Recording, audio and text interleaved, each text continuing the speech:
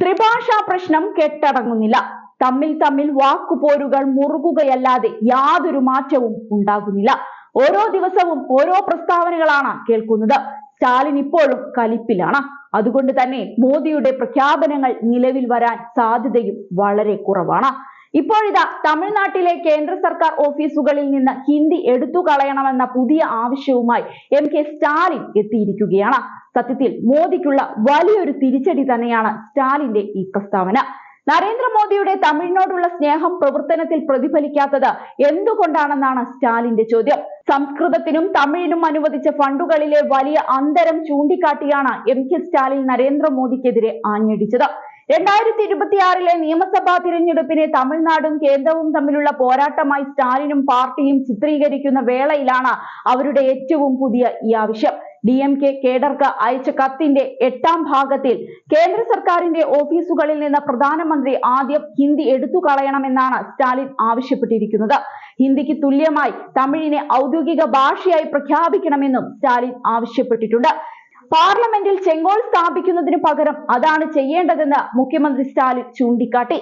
കൂടാതെ തിരുവള്ളുവരെ കാവ്യവൽക്കരിക്കാൻ BJP ശ്രമിക്കുന്നുവെന്നും തിരുക്കുറലിനെ ഇന്ത്യയുടെ ദേശീയ പുസ്തകമായി പ്രഖ്യാപിക്കുന്നതിൽ പരാജയപ്പെട്ടെന്നും അദ്ദേഹം കുറ്റപ്പെടുത്തി.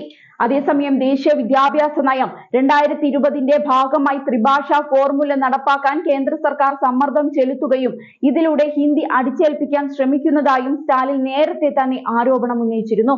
ഈ വിഷയത്തിൽ കടുത്ത ഭാഷയിലാണ് കേന്ദ്രത്തിനെതിരെ കഴിഞ്ഞ ദിവസങ്ങളിൽ സ്റ്റാലിനും മകനും മന്ത്രിയുമായ ഉദയനിധി സ്റ്റാലിനും നടത്തിയത്.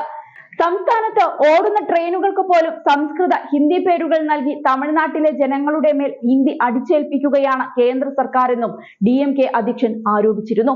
തമിഴ്നാട്ടിലെ ട്രെയിനുകളിൽ അന്ത്യോദയ, തേജസ്, വന്ദേ ഭാരത് എന്നിവ വേണ്ടെന്നും തമിഴ് പേരുകൾ മതിയെന്നും അദ്ദേഹം ആവശ്യപ്പെട്ടു.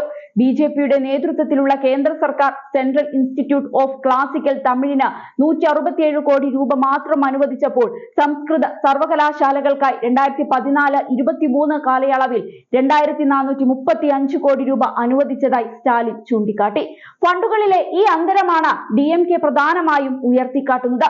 അടുത്തിടെയാണ് വിഷയത്തിൽ കേന്ദ്രവും തമിഴ്നാടും തമ്മിലുള്ള പരസ്യമായ പോരാട്ടം ആരംഭിച്ചത്.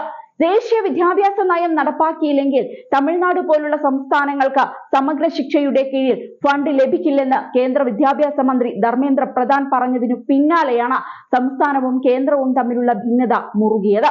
കഴിഞ്ഞ ദിവസം സംസ്ഥാനത്തിന്റെ ജനസംഖ്യ വർദ്ധിപ്പിക്കാൻ, കൂടുതൽ കുഞ്ഞുങ്ങൾക്ക് ജന്മം നൽകാൻ തമിഴ് ജനതയോട് അസാധാരണമായ ആഹ്വാനവുമായി MK സ്റ്റാലിൻ എത്തിയതും ശ്രദ്ധേയമായിരുന്നു.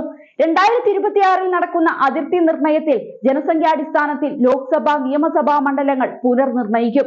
ഇതിനെ പ്രതിരോധിക്കാനാണ് കേന്ദ്രത്തെ പരിഹസിച്ചുകൊണ്ടുള്ള സ്റ്റാലിന്റെ ഈ ആഹ്വാനം. ജനസംഖ്യാടിസ്ഥാനത്തിലുള്ള കേന്ദ്ര സർക്കാരിന്റെ അതിർത്തി നിർണയത്തെ ഉന്നം വെച്ചുകൊണ്ടായിരുന്നു സ്റ്റാലിന്റെ പരിഹാസം. ജനസംഖ്യാടിസ്ഥാനത്തിലുള്ള മണ്ഡല പുനർനിർണയം നടന്നാൽ തമിഴ്നാടിന്റെ പാർലമെന്ററി പ്രാതിനിധ്യം കുറയുമെന്ന് സ്റ്റാലിൻ ജനങ്ങൾക്ക് മുന്നറിയിപ്പ് നൽകി. വ്യക്തിപരമായ താല്പര്യങ്ങൾ മാറ്റിവെച്ച് തന്റെ വാക്കുകൾ തമിഴ് ജനത കേൾക്കണമെന്നും അദ്ദേഹം ആവശ്യപ്പെട്ടിരുന്നു.